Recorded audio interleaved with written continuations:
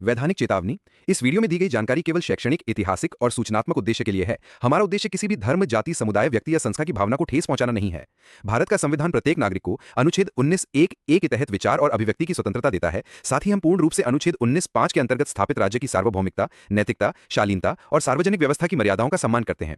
हम दर्शकों से आग्रह करते हैं कि इस वीडियो को खुले दिमाग, तर्कशील दृष्टिकोण और संवादात्मक भावना के साथ देखें। यदि किसी बात से असहमति हो तो कृपया संवैधानिक और सभ्य माध्यमों से संवाद करें। 1968 ये तमिलनाडु के दलित इतिहास का एक अत्यंत काला अध्याय है। ये घटना सामाजिक अन्याय, वर्ग संघर्ष और जातिगत उत्पीड़न की भयानक मिसाल है, जिसने न केवल तमिलनाडु बल्कि पूरे भारत में हड़कंप मचा दिया था।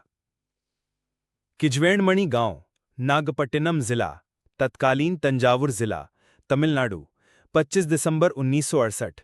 ये कहानी खेतों की मिट्टी में दबे खून की है। तमिलनाडु के किजवेणमणि गांव में 1968 की उस क्रिसमस रात की, जब 44 दलित मजदूरों को उनकी झोपड़ी में बंद करके जिंदा जला दिया गया। किजवेणमणि क्षेत्र में दलित मजदूर मुख्यतः भूमिहीन थे और धान के खेतों में काम करते थे। वे उच्च जाति के जमींदारों, मुख्यतः वेलालर जाति की भूमि पर खेती करते थे। मूल संघर्ष: मजदूरों ने कम्युनिस्ट पार्टी CPI-M के नेतृत्व में दिहाड़ी मजदूरी बढ़ाने और काम के घंटों में कटौती की मांग की। जमींदारों ने इस मांग का विरोध किया और मजदूरों को धमकी दी। मजदूरों की हड़ताल और उनके द्वारा जमींदारों के खिलाफ संगठित होकर बोलना, ये उस समय गुनाह समझा गया। घटना का विवरण: क्रिसमस के दिन 25 दिसंबर 1968 को सशस्त्र गुंडों और जमींदारों ने गांव पर हमला किया। वे दलित बस्तियों पर टूट पड़े। मजदूर परिवारों ने एक झोपड़ी में शरण ली। हमलावरों ने बाहर से झोपड़ी बंद कर दी और उसमें आग लगा दी। 44 दलित मजदूर, जिनमें 27 महिलाएं और 10 बच्चे शामिल थे, जिंदा जल गए।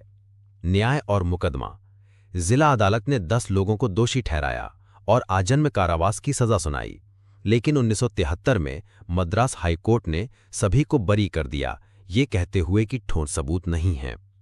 ये न्यायिक व्यवस्था की दलितों के प्रति उदासीनता को दर्शाता है। सामाजिक सांस्कृतिक प्रभाव: ये नरसंहार भारत में दलितों के खिलाफ वर्गीय और जातिगत हिंसा की एक अमिट मिसाल बन गया।